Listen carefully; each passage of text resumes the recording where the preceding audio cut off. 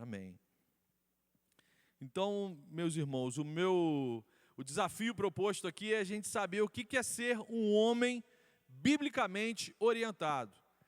Se você é cristão e deseja pensar e viver como um cristão a respeito de tudo, não só nesse assunto, mas a respeito de todos os setores da nossa vida, é fundamental saber qual é a visão bíblica do que é ser homem e do que é ser mulher.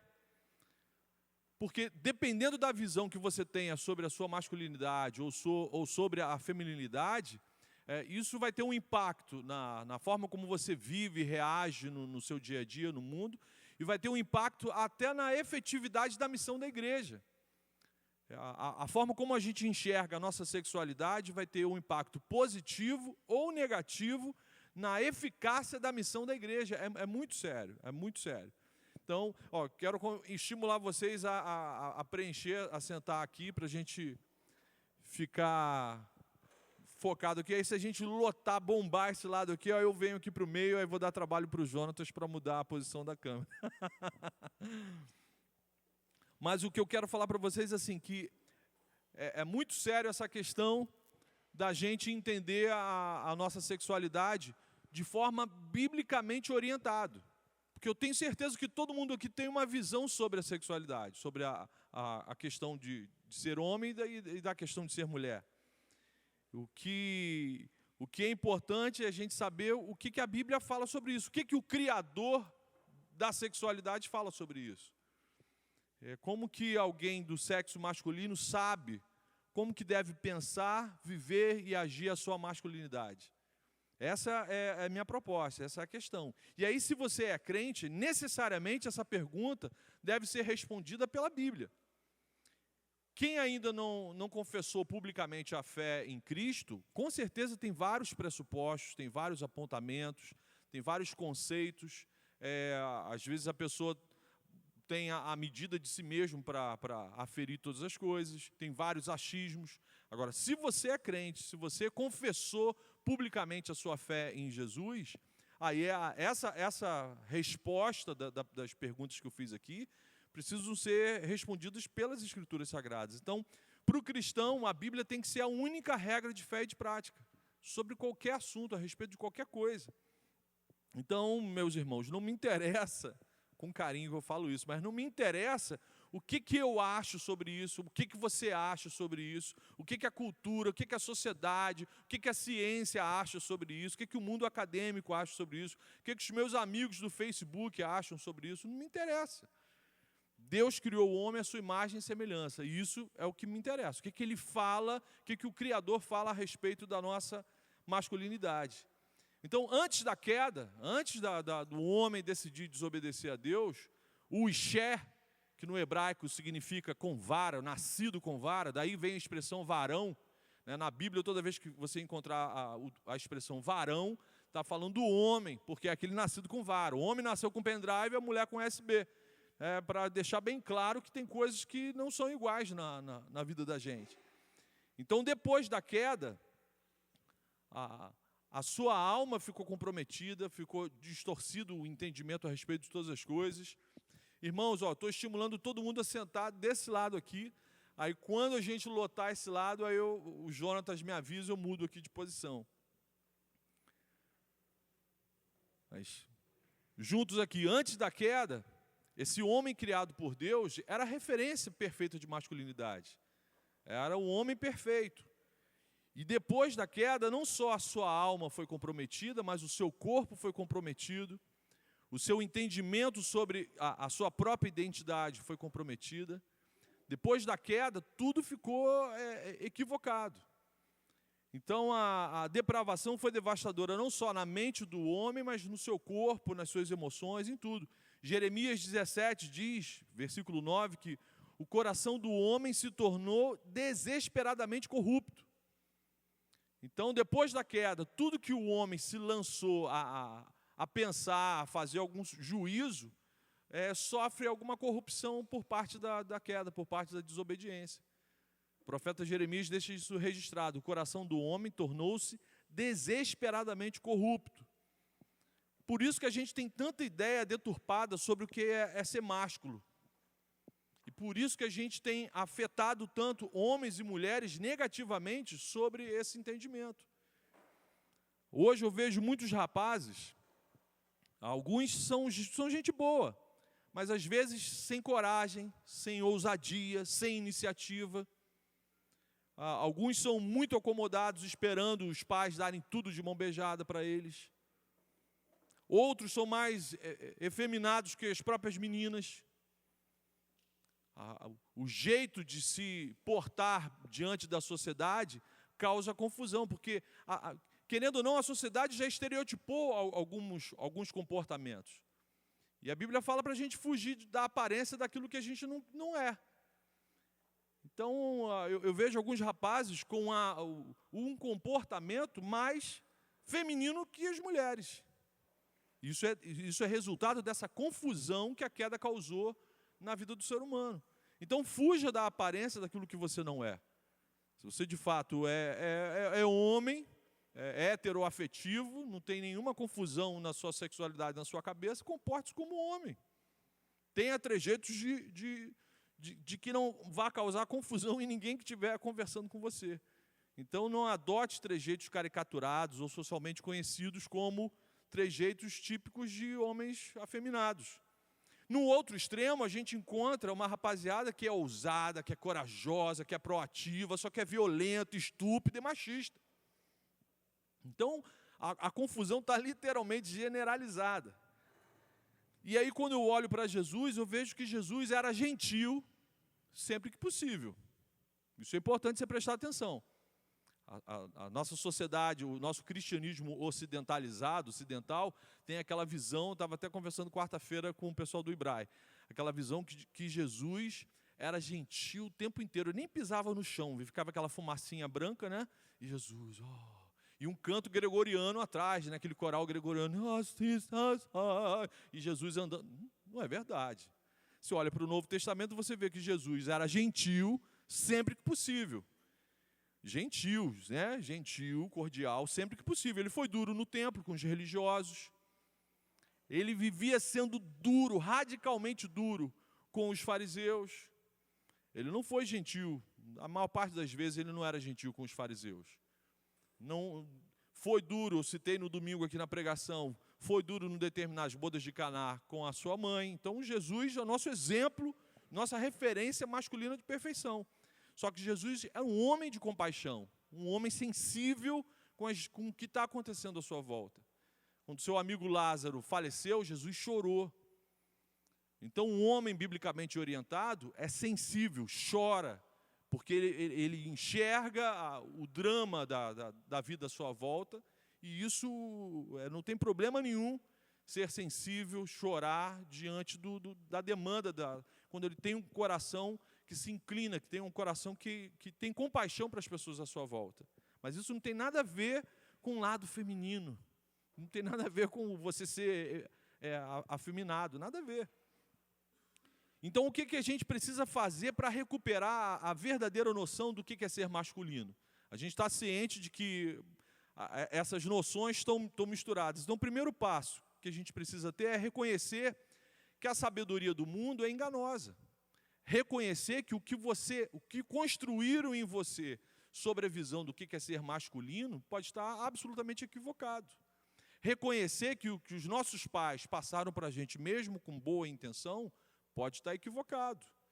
Então, a primeira coisa é seguir o que parece certo, segundo o conceito secular, já é um equívoco. Namorados, noivados e casamentos estão pagando preço por causa disso, por a gente seguir um padrão de sexualidade que não tem uma base bíblica. Então, esse é o primeiro passo, a gente reconhecer que a sabedoria do mundo é enganosa.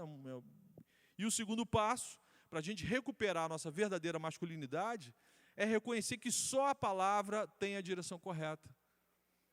Você pode até achar desafiador, difícil, não saber aonde encontrar a orientação, mas precisa ter pelo menos essa certeza que só a palavra do Criador tem poder e autoridade para dizer para a gente o que eu tenho que fazer, como eu tenho que agir, que comportamento eu tenho que adotar, que característica eu tenho que manifestar ou buscar intencionalmente ter. Então, para um cristão, esse é o único absoluto confiável. palavra de Deus, Bíblia Sagrada. Seu ensinamento é eterno e transcultural, não tem essa coisa de, mas isso só servia para aqueles homens lá daquela época. Não, valores e princípios são transculturais, são atemporais, não estão restritos a um determinado tempo e espaço, e a gente vai ver isso. Não existe, e é importante a gente entender que não existe na mente de Deus esse conceito de unissex, de que uma coisa, que homem e mulher são tratados de formas iguais o tempo inteiro. É bom a gente conceituar, homem e mulher são iguais no sentido de transmitirem a imagem e semelhança de Deus, são absolutamente iguais. Homens e mulheres são iguais no sentido das consequências que a queda provocou na criação. Então, homem e mulher também sofreram as mesmas distorções que a queda produziu na vida da gente. E homens e mulheres são iguais no sentido de receber a redenção de Cristo da mesma proporção, do mesmo jeito, não tem diferença no que diz respeito à redenção de Cristo na vida de um homem e mulher. Só que o que tem de igual entre homem e mulher está aí, só. O restante é tudo diferente. Somos diferentes fisicamente, não sei se vocês já repararam, né? Mas nós somos diferentes fisicamente. Somos diferentes na questão, a forma como a gente enxerga e interage com o mundo, nós somos absolutamente diferentes. Homem e mulher têm uma resposta, uma forma de interagir, de reagir no mundo, completamente diferente um do outro. E por quê? Deus criou a gente diferente, com funções diferentes, com missões diferentes. Por isso eu preciso saber o que é um homem biblicamente orientado. E as irmãs também precisam saber para poder ajudar o seu noivo, o seu namorado, o seu marido a funcionar como homem. Amor, não está funcionando como homem, mas tem que falar isso com amor. Amor. Então existem várias passagens bíblicas que trazem um norte para a gente, que trazem uma orientação clara para a gente. Mas da mesma forma como quando eu falei sobre feminilidade, eu resolvi escolher a passagem de Provérbios 31 para falar sobre valores. Eu vi uma palestra de um antigo pastor americano já falecido, e eu desejo me concentrar em Gênesis 2. Se você trouxe a sua Bíblia, abra a sua Bíblia em Gênesis 2, 4 versículos que para mim resumem tudo que a gente precisa saber para ter a nossa masculinidade orientada biblicamente. Gênesis 2, a partir do versículo 15. Como que a Bíblia é rica. Em 4 versículos vocês vão ver como que tem ensinamento aqui. Gênesis 2, a partir do versículo 15. Juntos? Vamos lá? Vou ler aqui, você acompanha, por favor, na sua Bíblia. O Senhor Deus colocou o homem no jardim do Éden para cuidar dele e cultivá-lo. E o Senhor Deus ordenou ao homem: coma livremente de qualquer árvore do jardim, mas não coma da árvore do conhecimento do bem e do mal, porque no dia em que dela comer, certamente você morrerá. Então o Senhor Deus declarou: não é bom que o homem esteja só. Farei para ele alguém que o auxilie e lhe corresponda. Amém. Até aqui. Nesses 4 versículos eu vou falar mais de 1 hora. Qual é a primeira informação nessa passagem que a gente lê que o Criador faz para o homem? Eu olho aqui e vejo que a primeira coisa que Deus faz quando cria o homem é colocá-lo no Éden, colocá-lo no jardim. Éden é muito mais do que um lugar físico. Éden é muito mais do que uma latitude, uma longitude. Nenhum arqueólogo até hoje conseguiu encontrar o Éden, porque com a queda esse meio ambiente desapareceu. Éden está muito mais para um meio ambiente de deleite, de comunhão do homem com o seu Deus, da criatura com o seu Criador. Então a primeira coisa que o homem toma consciência quando ele se entende como gente, como ser humano, é que ele foi colocado num lugar onde ele desfruta da presença constante do seu Criador. Isso é Éden, estar na presença de Deus numa forma de deleite, não é só ter consciência de que Deus está ali. É estar num lugar onde eu tenho consciência de que Deus está presente, mas eu me deleito, eu tenho as minhas expectativas, os meus desejos, os meus sonhos atendidos por causa da minha comunhão com o meu Criador. Então essa é a primeira coisa que o homem descobriu quando toma consciência da sua existência. Anota aí. Um homem biblicamente orientado, ele se encontra na presença de Deus num estado de deleite, num estado de absoluta comunhão com o Senhor. Então é a primeira instrução que você deve guardar. Um homem biblicamente orientado tem que viver na presença de Deus num estado de deslumbre, de encantamento. Isso tem acontecido comigo e com você? Um homem másculo, segundo a Bíblia aqui, a primeira coisa que Deus faz é colocar esse homem na presença dele e a viver de uma tal forma que ele se encanta com o seu Criador. Isso é Éden. Então, essa é a coisa mais importante na vida do homem, a primeira coisa que Deus faz com o homem. Não basta ser crente, não basta ser membro de igreja. Para ser um homem plenamente falando, tem que se encantar com seu Deus. Tem que ter deslumbre no relacionamento, no dia a dia que você tem com o seu Criador. O homem que escreveu o Salmo 37 sabia disso. O salmista, ao escrever o Salmo 37, se você puder anotar, Salmo 37, versículo 4 e 5, olha o que o salmista registra. Deleite-se no Senhor e Ele atenderá aos desejos do seu coração. Entregue o seu caminho ao Senhor, confie nele e Ele agirá. Amém? Então não está escrito deleite-se na sua mulher, deleite-se nos seus filhos, deleite-se no seu trabalho. Está escrito deleite-se no Senhor. Então se você é homem e me ouve hoje aqui, está namorando, está noivo, está se preparando para casar, já é casado, então você deveria ter encontrado na presença de Deus esse estado de deleite, e não nas coisas ou em outras pessoas. E aí aqui eu quero abrir um parênteses. Algumas irmãs me deixam assim, um mix de tristeza e de espanto, quando eu vejo que elas procuram um companheiro que vive deliberadamente longe da presença de Deus.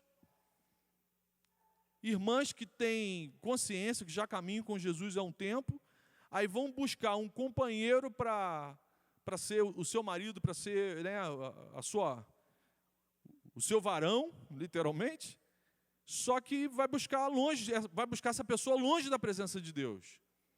E aí depois quer que a igreja, os pastores, a célula, o coordenador de célula, dê um jeito de transformar esse homem numa pessoa apaixonada por Deus. Não é para ser assim. Eu sei que algumas irmãs podem até alegar, Marcão, olha só, eu namorei e casei com um homem que se dizia crente, casei até com um que era pastor. Deu tudo errado. E aí eu volto para a palavra, minha irmã, o que a Bíblia me informa, que não é para gente, que não é para a mulher procurar um homem que seja membro de igreja. É para a mulher procurar um homem que se deleita na presença do seu Criador. Uma diferença aí abissal. Você procurar uma pessoa que tem um nome arrolado no hall de membros de uma instituição religiosa, de fato ser um ser humano em estado de encantamento, de deleite pelo seu Criador. Estou falando para pessoas que estão nesse processo de procura, de conhecimento. Então, o alvo é buscar um homem que esteja encantado por Deus. Eu falo isso para os jovens, não se case com alguém que você não tem essa certeza. Se você já é casado, amém, você está aqui justamente para realinhar as coisas. Mas se você ainda está no processo de busca e ainda vai casar, não se case se você não tiver essa certeza. O seu futuro cônjuge tem que ser mais apaixonado por Jesus do que por você, senão ele não vai conseguir te amar. Não vai. Então, o ideal, de fato, é que seja um homem que confessa a fé cristã, reformada, mas que dê sinais inequívocos no seu testemunho público, diário, de que é uma pessoa que se encanta com Deus, que é apaixonado por Deus. E não só religioso.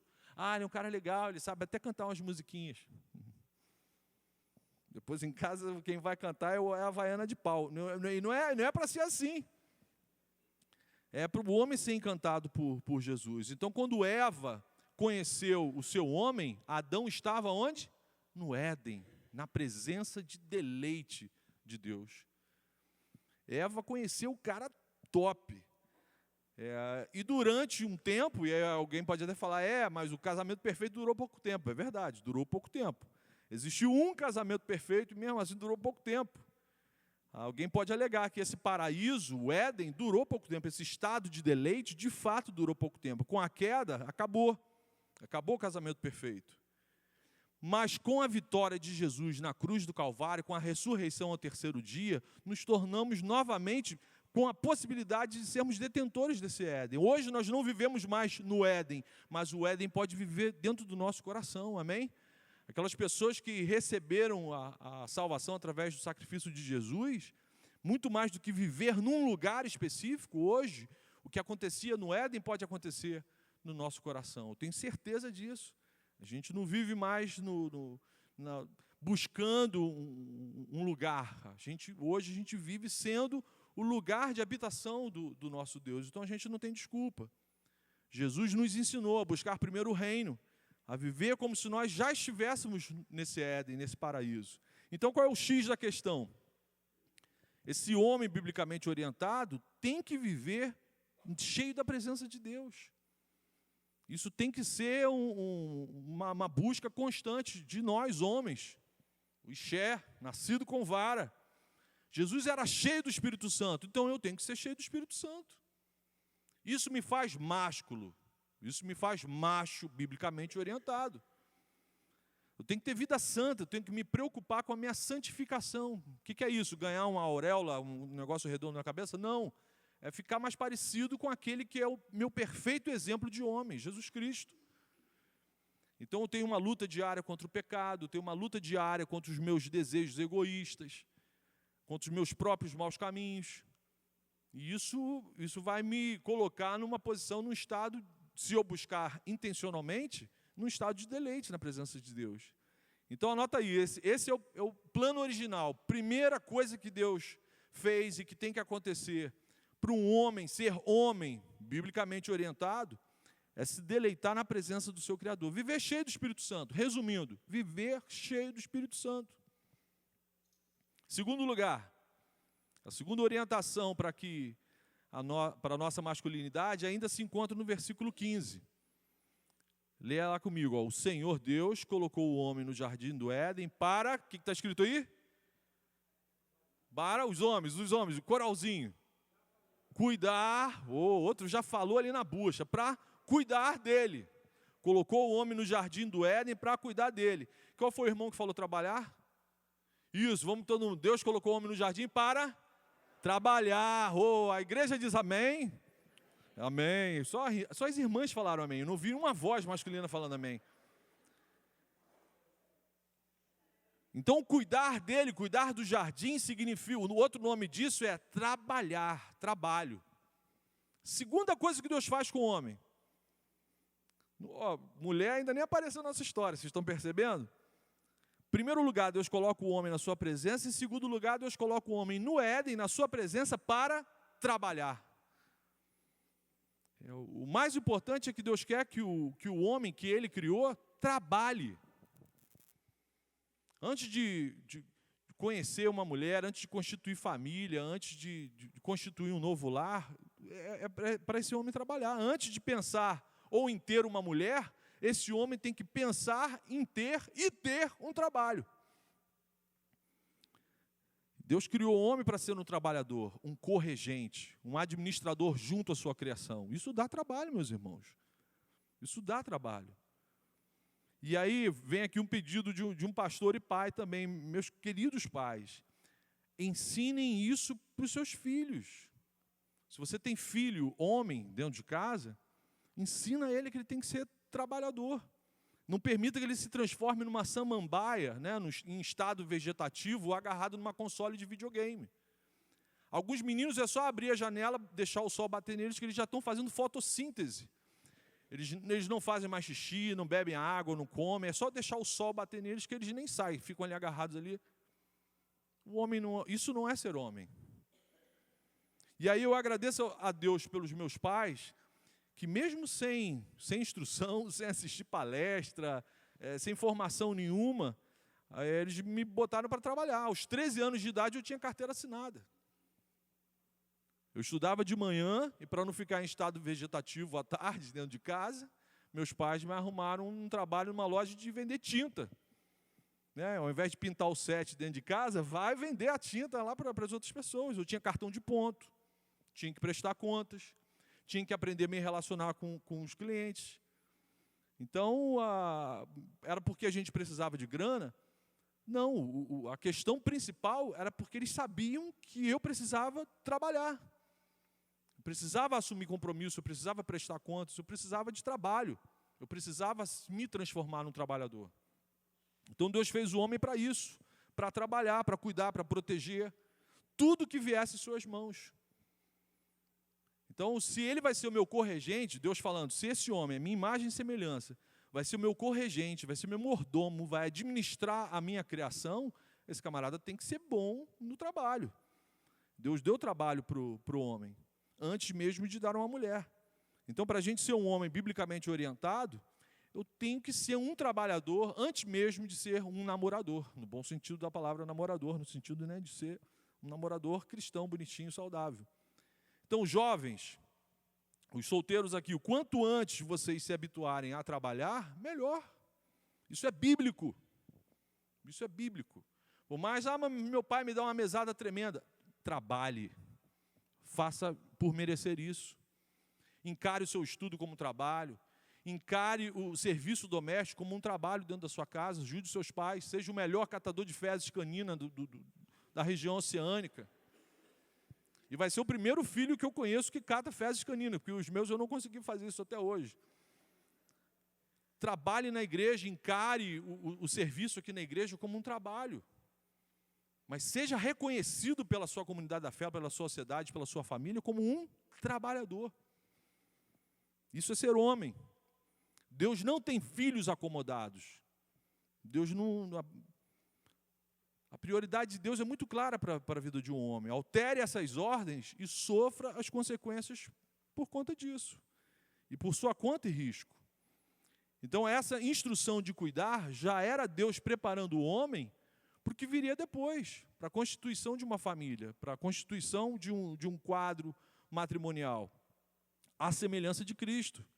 Então, dentro do ambiente matrimonial, cuidar é proteger a esposa, é ser o provedor, é ser a pessoa que vai providenciar não só a dignidade material, o sustento financeiro, mas o sustento emocional, a proteção emocional para a família.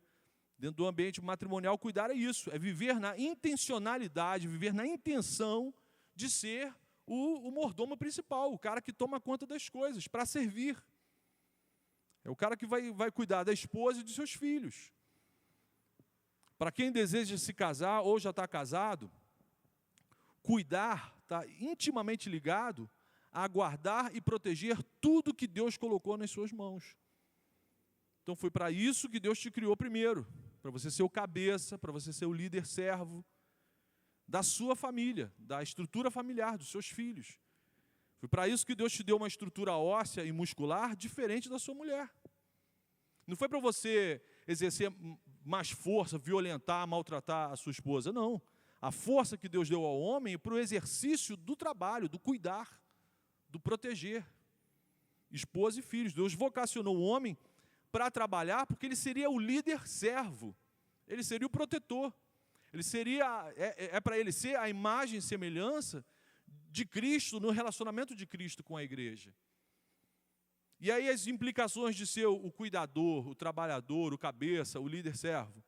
Então o homem, mesmo solteiro, não deve usar a sua energia vital para dar vazão a seus desejos egoístas. O solteiro já tem que começar a pensar com pressuposto, com valores altruístas. A desenvolver ainda como solteiro, qualidades altruístas, de amor altruísta, desejo de servir. Por isso que eu falei aqui, o exemplo não é brincadeira, começa em casa, servindo aos seus pais, sendo bênção para os seus pais. Como que você vai ser bênção para uma mulher se você só dá trabalho para os seus pais? O trabalho é para você, não é para os seus pais. Então, o homem, mesmo solteiro, tem que começar a exercitar qualidades como o amor altruísta, a gentileza, sem ser afeminado, a bondade, sem ser bobão, né? E o serviço e autossacrifício sem ser acomodado. É para a gente exercer o trabalho sem comodismo.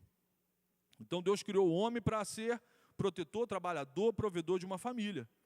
E aí, se todos os homens cristãos fossem ensinados que ser macho, ser másculo, é tomar iniciativa, é liderar, é assumir compromissos, assumir responsabilidades, não haveria nenhuma falta de liderança masculina, nem nos lares, nem na igreja. Aqui nas igrejas, de uma forma geral, é nítido a gente ver, aliás, a gente não vê a participação masculina de uma forma incisiva, relevante, nos diferentes ministérios dentro da igreja.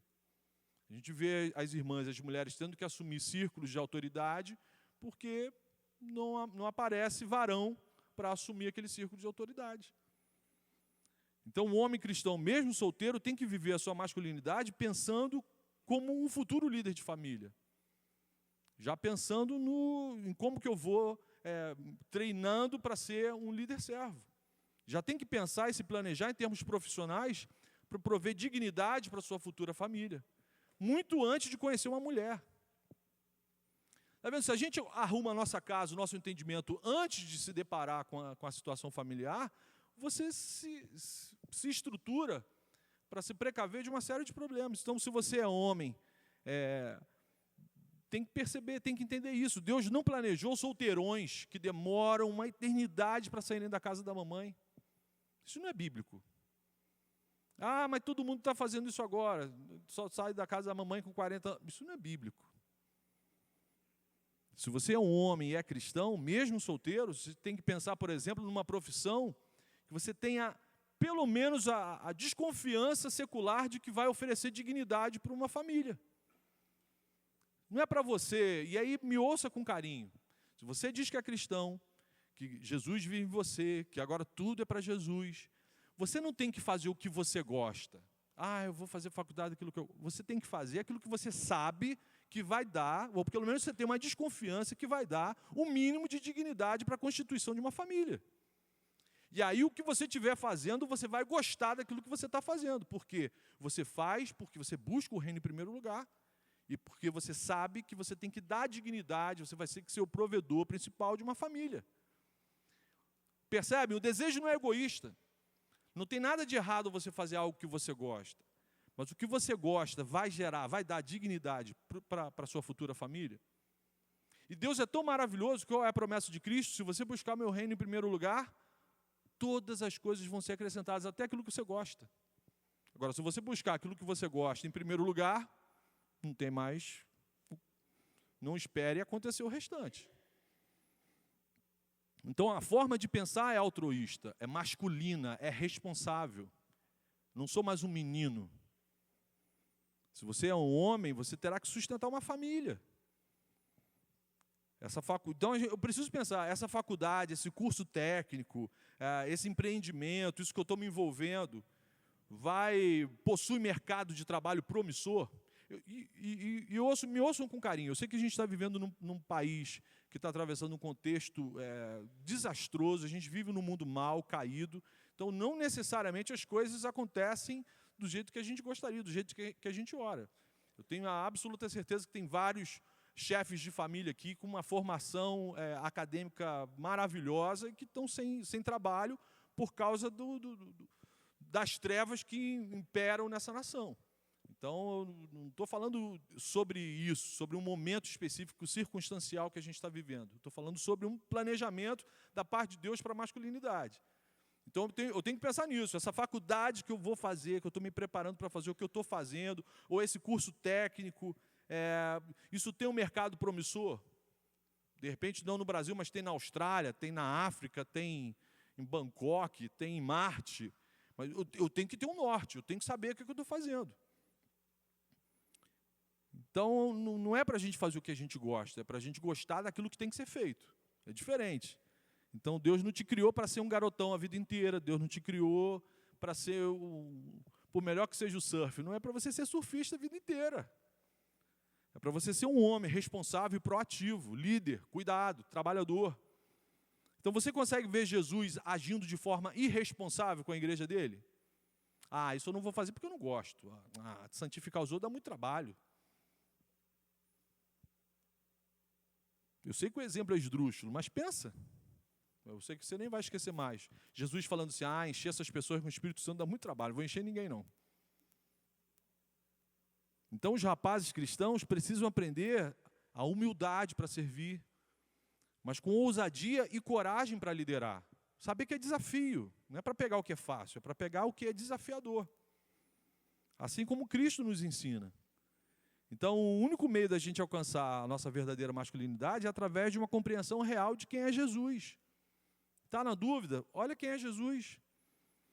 Filipenses 2, Paulo fala isso, seja a atitude de vocês a mesma de Cristo Jesus. Jesus fez a vontade de Deus, opa, eu tenho que fazer também. Ele não trabalhou para o sucesso dele, então também não vou trabalhar para o meu sucesso, vou trabalhar para o sucesso da minha missão. Jesus não trabalhou para os sucessos egoístas dele, ele viveu uma vida de obediência. Então, se você sabe o que Deus quer para a sua masculinidade, viva isso de forma de obediência. Jesus, o plenamente homem, sempre demonstrou iniciativa, proatividade, nunca foi encostado, acomodado, preguiçoso. Ele era diligente, responsável, sem ser arrogante, sem ser soberbo e gentil, sempre que possível. Amém? Até aqui, estamos juntos? Ninguém está com vontade de ir embora ainda não? Que bênção! Como é que o Espírito Santo é maravilhoso. Então vamos lembrar, Gênesis 2, Deus criou o homem, a primeira coisa que ele fez, colocou o homem na presença dele, no Éden, estado de deleite. Segundo lugar, instruiu o homem a trabalhar, cuidar do jardim, cuidar daquilo que viesse à mão dele. E logo em seguida Deus dá outra instrução, que parece sinônimo de trabalho, mas não é. Observe comigo, Gênesis 2, 15, ainda no versículo 15. E a galera está chegando aqui, agora eu tenho que olhar para os dois lados. Anote aí, Gênesis 2, versículo 15. O Senhor Deus colocou o homem no jardim do Éden para cuidar dele e cultivá-lo. Eu pensei que isso aqui fosse um sinônimo de trabalho, mais uma palavra bonita para falar trabalho, mas não é não. Essa terceira instrução que Deus dá ao homem, para ele ser homem biblicamente orientado, é cultivar tudo que vier às suas mãos, no sentido de potencializar, de maximizar, daquilo que já chegou às suas mãos e que é bom. É a mesma história da parábola dos talentos. Aquilo que Deus colocou nas suas mãos para você trabalhar, você vai cultivar para aquilo ali bombar. No português, né, carioquês, para bombar, o negócio vai frutificar. A ideia é cultivar para obter o melhor daquilo que chegou às suas mãos. Então, cultivar é maximizar, é multiplicar os talentos naquilo que Deus deu para você cuidar. Não é só trabalhar, mas é trabalhar com excelência, a ponto daquilo que chegou para você dar muitos frutos. Então Deus está falando para o homem, faça com que tudo que chegue às suas mãos frutifique, entre no estado de abundância. Eu vou além. Deus deseja que o homem aplique essa instrução em todos os setores da vida dele. Porque se ele é o mordomo e tudo que chegou nas mãos dele é para ele cuidar e cultivar, então a ideia é que você faça isso em tudo. Então, aquela gata que já chegou boa em suas mãos, boa no sentido, em todos os sentidos literais da palavra, Deus deseja que você, homem, a deixe esplendorosa. Então, aquilo que chegou nas suas mãos, que já era bom, vai ficar mais melhor de bom. Olha, o português foi péssimo, mas o exemplo é perfeito. Então, cultive-a.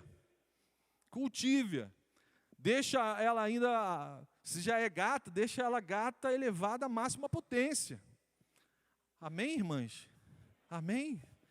Só tem 3 irmãs aqui presentes. Irmãs, fale isso para o seu marido todos os dias. Me cultive.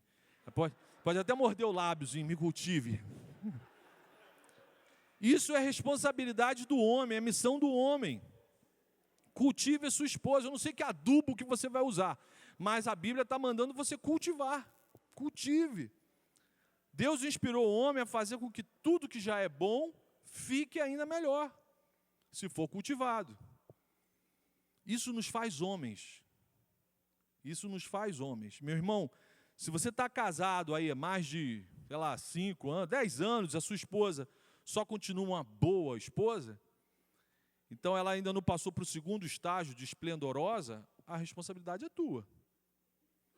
Eu ia falar culpa, né? Mas ia ser pesado, né? A culpa é tua. Vá cultivá-la, meu irmão. Vá cultivá-la. O que você tem feito? Ou pior, o que você não tem feito que não está cultivando a sua esposa? Multiplicando os talentos da sua amada. Então, um exemplo aqui, que só acontece na França, isso não acontece aqui na Oceânica. Se sua esposa está acima do peso, não critique.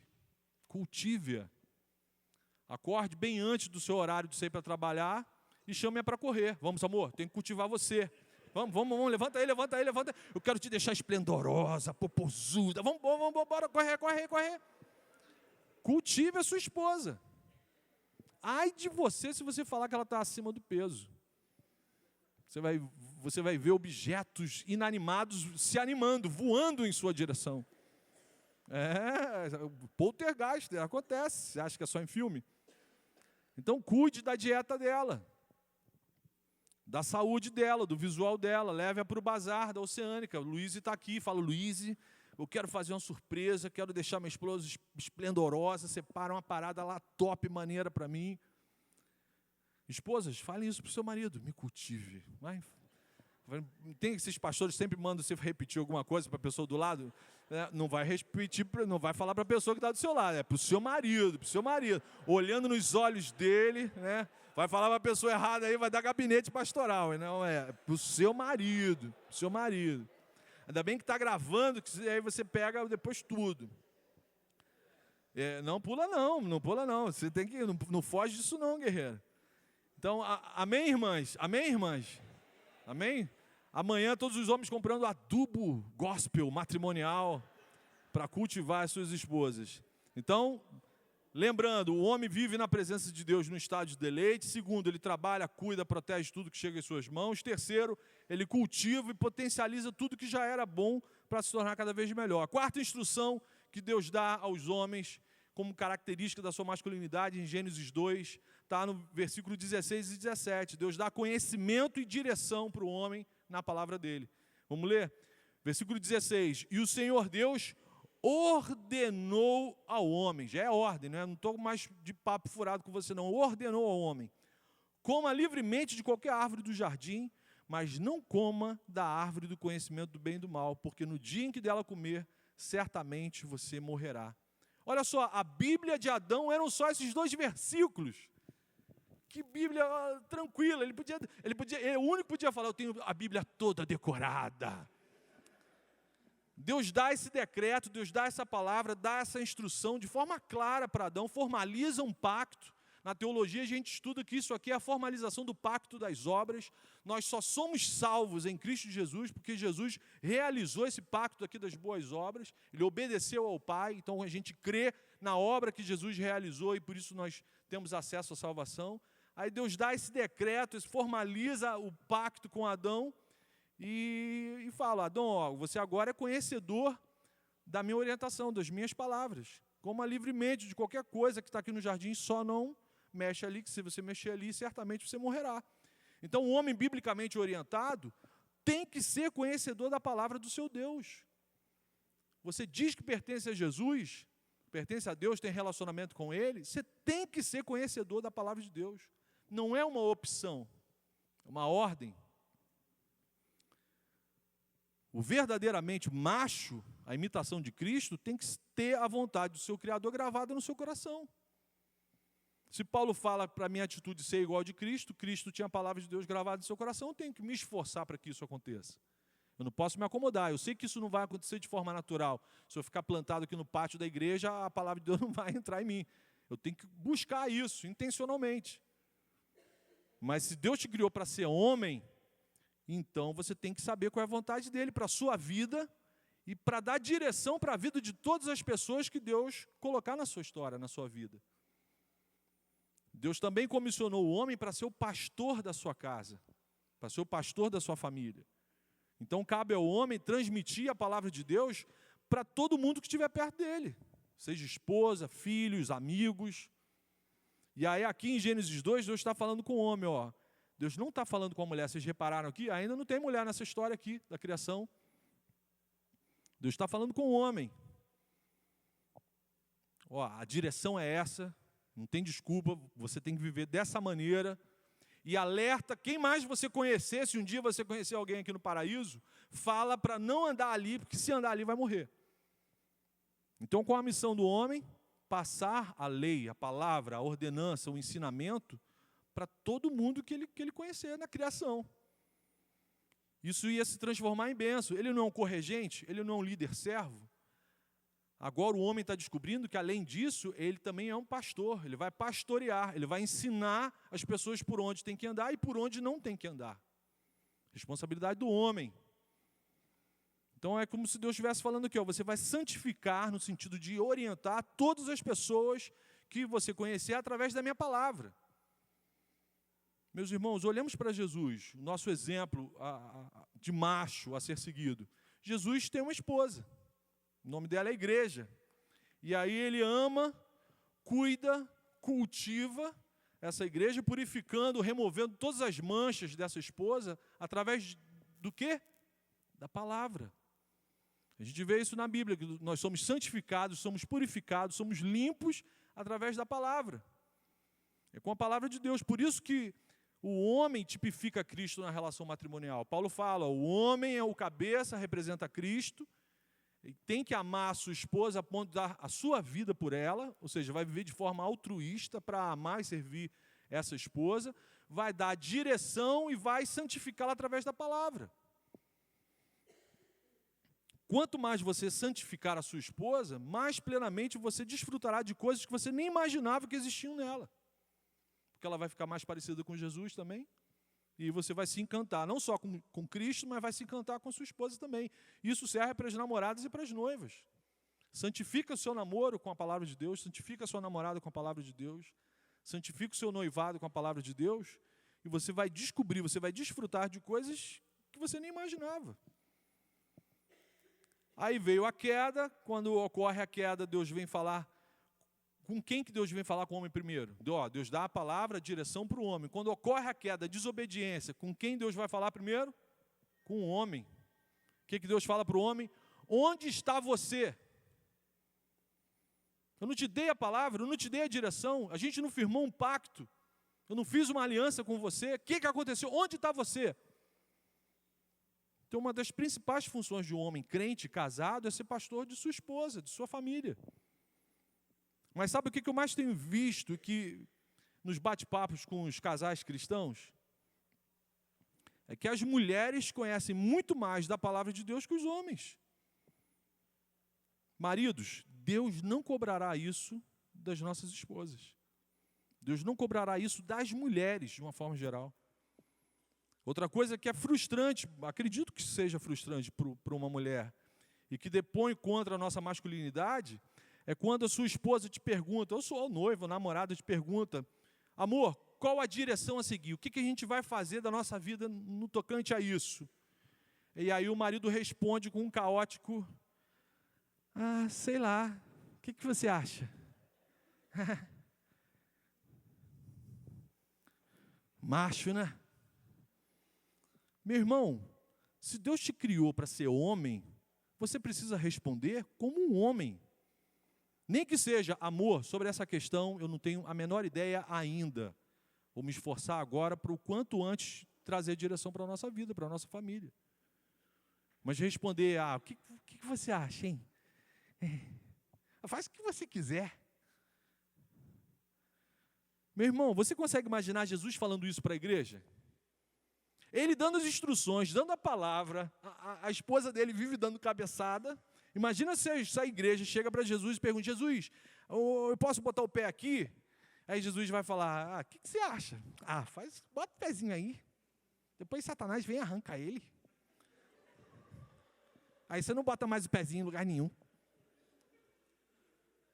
É para o homem, o verdadeiramente homem, vai dar a direção correta.